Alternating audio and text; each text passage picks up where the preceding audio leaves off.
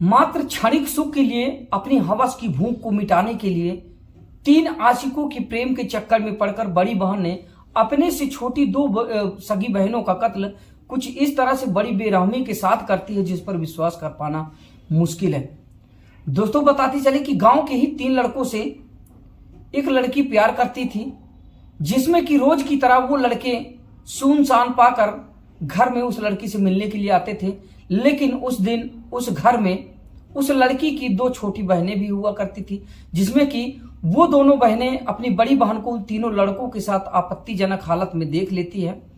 फिर उसके बाद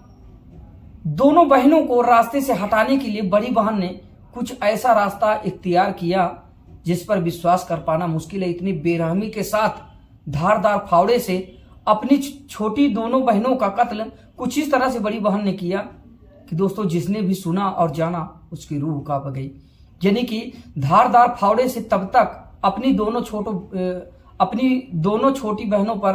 बड़ी बहन वार करती है जब तक कि उनके सर धड़ से अलग नहीं हो जाते, और जैसे ही सर धड़ से अलग हो जाते हैं दोनों की लाश को ले जाकर के जो है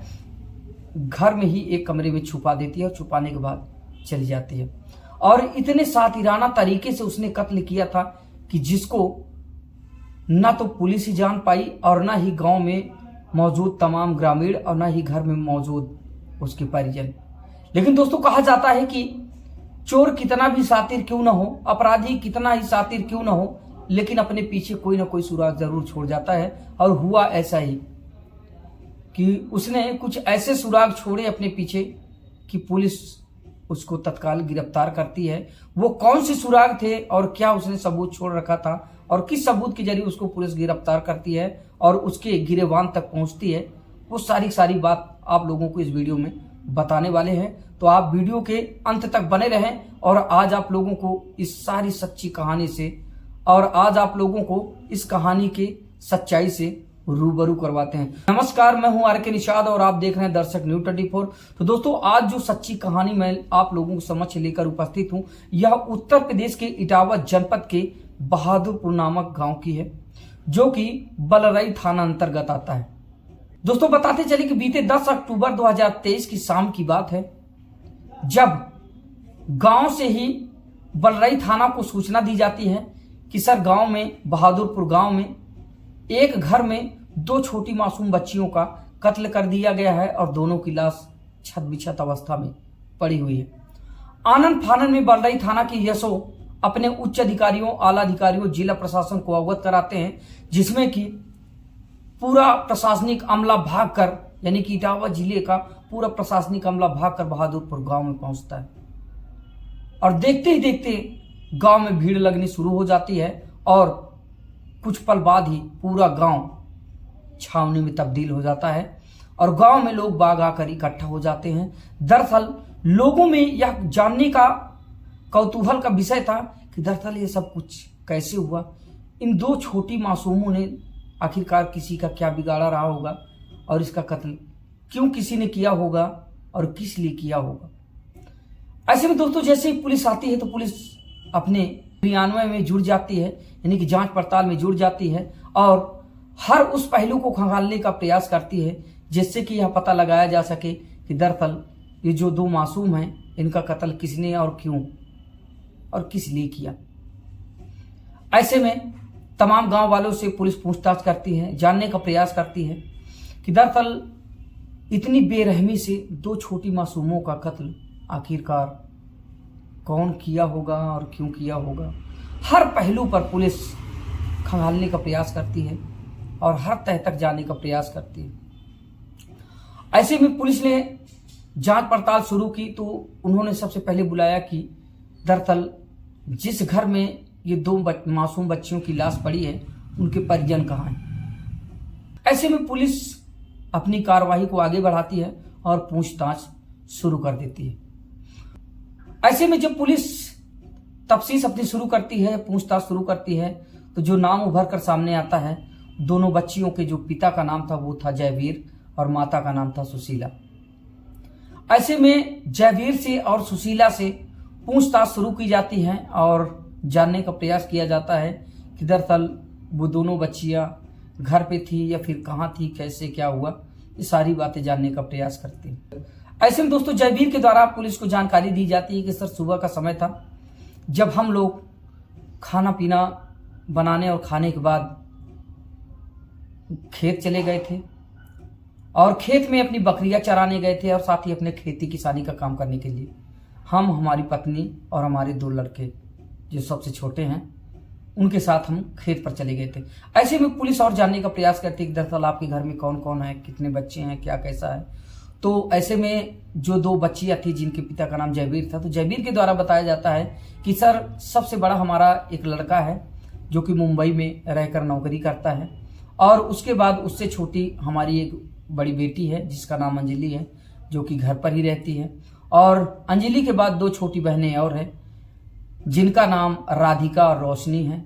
और उसके बाद 2 छोटे बेटे हैं जिनका नाम राम और कन्हैया है जो कि हमारे साथ खेत पर गए हुए थे। पुलिस ने पूछा कि घर पर फिर कौन था, तो पुलिस को जानकारी दी गई कि हमारी बड़ी बेटी अंजलि और 2 छोटी बेटी यानी कि राधिका और रोशनी घर पर थी, और हम लोग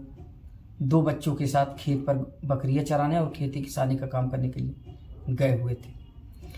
ऐसे में पुलिस जानने का प्रयास करती है कि दरअसल बेटी कहाँ थी। तो बेटी के लिए जब पुलिस पूछताछ करती है कि बड़ी बेटी आपकी कहाँ थी, घर पर ही थी जब आप आए तो, या फिर कुछ और,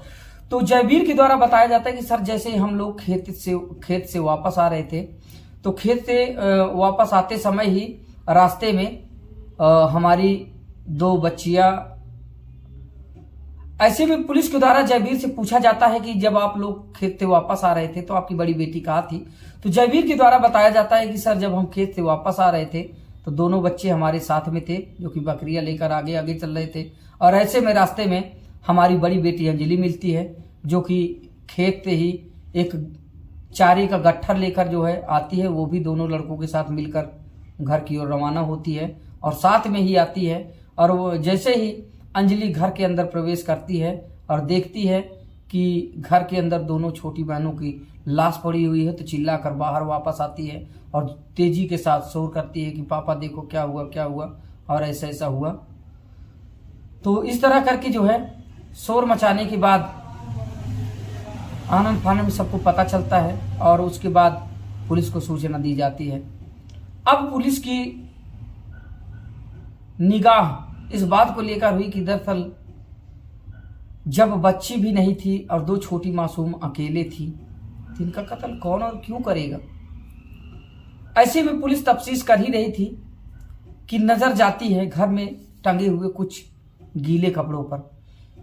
जिन कपड़ों को देखकर यह बिल्कुल अंदाजा लगाया जा सकता था कि ये ताजे और धुले कपड़े हैं, और इन कपड़ों को आखिर किसने धुला और क्यों धुला। और वहीं पर नजर जाती है फावड़े पर। तो जयवीर जब फावड़े के पास जाता है तो जयवीर ने देखा था कि सुबह ही इस फावड़े से तो मैंने मिट्टी खोदा था और फावड़े में काफी मिट्टी लगी हुई थी, लेकिन इस फावड़े को धुल कर किसने रखा। और यही वह पल था जब पूरा का पूरा शक अंजलि की ओर गहराता है, और कपड़ों से पता लगाया जाता है कि दरअसल यह कपड़े कैसे टंगे हुए थे और कपड़े अचानक एकाएक किसने धोया, क्यों धोया। ये सारी बातें जानने का प्रयास पुलिस करती है। तो ऐसे में अंजलि के द्वारा बताया जाता है कि फावड़ा भी अंजलि ने ही धुला था और कपड़े भी अंजलि ने ही धुले थे। और जब इस बात पर बल दिया जाता है और काफी सख्ती के साथ पूछताछ की जाती, तब अंजलि जाकर इस बात का खुलासा करती है कि दरअसल सर जो कपड़े धुले थे, जो कपड़े सूख रहे थे, जो सूखने के लिए मैंने डाले ये कपड़े, दरअसल वो कपड़े मेरे द्वारा ही धुले गए थे और फावड़ा भी मेरे द्वारा ही धुला गया था, क्योंकि वो कत्ल कोई और नहीं बल्कि मैंने किया है। क्योंकि जो कपड़े मैंने धुले थे कत्ल करते समय, वो कपड़े खून से पूरी तरह से लथपथ हो चुके थे और फावड़े में भी काफी खून लग चुका था, इसलिए उन कपड़ों को धुलकर मैंने डाला था। तो मामला पूरा यहाँ से साफ हो जाता है। यहीं से पता चल जाता है कि कत्ल करने वाला कोई और नहीं बल्कि स्वयं अंजलि है, यानी कि जयवीर की बड़ी बेटी अंजलि है, जिसने अपनी दोनों छोटी बहनों का कत्ल किया है। अब बारी आई थी इस सच्चाई को जानने की कि दरअसल अंजलि ने कत्ल किया तो किया क्यों, आखिर कौन सी ऐसी आवश्यकता पड़ी कि जिससे कि अंजलि को अपनी दोनों छोटी बहनों को मारना पड़ा। ऐसे में अंजलि अब एक एक करके पूरा खुलासा करने लगती है। अंजलि के द्वारा बताया जाता है कि गांव के ही 3 लड़कों से वो बेपनाह मोहब्बत करती है और वह दिन उसका कोई नया नहीं था। आए दिन जब घर में कोई नहीं हुआ करता था, पूरी तरह से सुनसान घर हुआ करता था और उसके परिवारजन खेत के लिए रवाना हो जाया करते थे, तब वह रोज तीनों आशिकों को बुलाकर उनके साथ मिला करती थी, उनके साथ संबंध बनाया करती थी। तो ठीक उसी तरह जिस तरह से रोज वह अपने तीनों आशिकों को घर में बुलाकर मिला करती थी और उनसे प्यार किया करती थी, उनसे संबंध बनाया करती थी, ठीक उसी तरह उस दिन भी वह अपने तीनों आशिकों को अपने घर पर बुलाई थी और उनके साथ संबंध बना रही थी। और संबंध बनाते वक्त उसकी जो 2 छोटी बहनें थी वो उनको देख लेती हैं और देखने के बाद वह बहनें 2 कदम पीछे हटकर बाहर चली जाती हैं। ऐसे में जब वो दोनों छोटी बहनें अपनी बड़ी बहन को तीनों लड़कों के साथ संबंध बनाते देख लेती हैं, तो ऐसे में बड़ी बहन अंजलि को डर सताने लगता है कि कहीं ये दोनों छोटी बहनें माँ बाप के सम्मुख अपनी जुबान न खोल दे, उनसे बता न दे। तो सिर्फ इस बचाव को लेकर, यानी कि दोनों बहनें जुबान न खोल दे, इस बचाव को लेकर अंजलि ने उन तीनों लड़कों के साथ मिलकर अपनी सगी दोनों छोटी बहनों का उस धारदार फावड़े से बड़ी बेरहमी से कत्ल किया था। और कत्ल करने के बाद अंजलि ने यह भी बताया अपनी दोनों छोटी बहनों का सर धड़ से अलग कर दिया था और सर धड़ से अलग करने के बाद दोनों की लाश को ले जाकर कमरे में ही छुपा दिया था। और छुपाने के बाद दरवाजा बंद कर अंजलि खेत के लिए रवाना हो जाती, खेत के लिए चली जाती है। और इसलिए चली जाती है ताकि मुझ पर कोई शक न करे और जब शाम को घर वाले सब वापस आएंगे तो मैं भी उन्हीं के साथ वापस चली आऊंगी, ताकि कोई शक ना कर पाए, कोई जान ना पाए कि दरअसल इस कत्ल को अंजलि ने अंजाम दिया था। तो दोस्तों, कहा जाता है कि सच्चाई कभी छुपाने से छुपती नहीं, एक न एक दिन उसका खुलासा होकर रहता है। हुआ भी वही कि जिन कपड़ों को पहनकर अंजलि ने अपनी दोनों छोटी बहनों का कत्ल किया था, दरअसल वो कपड़े खून से सन चुके थे, यानी खून से पूरी तरह से सने हुए थे, जिसको लेकर अंजलि उसको धुलती है और धुलने के बाद उसको सूखने के लिए डाल देती है और फिर उसके बाद फावड़े को भी धुलकर रख देती है। और ऐसे में जब परिजन शाम को खेत से वापस आते हैं तो अंजलि भी उनके साथ चुपके चुपके पीछे चली आती है। तो दोस्तों, जैसे ही पूरे मामले का खुलासा हुआ, लोगों के पैर के नीचे से जमीन खिसक गई कि दरअसल सगी बड़ी बहन अपनी 2 छोटी मासूम बहनों का कत्ल, और वो भी क्षणिक सुख के लिए, अपनी हवस की भूख को मिटाने के लिए करती है। लोग दांतों तले उंगलियां दबाते हैं। ऐसे में आनन फानन में इटावा पुलिस प्रशासन संबंधित कार्रवाई करते हुए